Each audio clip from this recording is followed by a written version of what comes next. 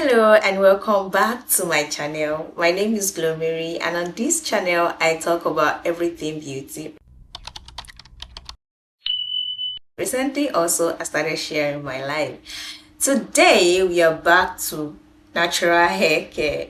I want to show you how I wash my low porosity hair, my low porosity natural hair, my full routine, what it looks like, and the things I started doing recently to my hair and how it has been helping. I'm going to be showing you the full routine, the products and the method. So yeah, stay with me. Let's go.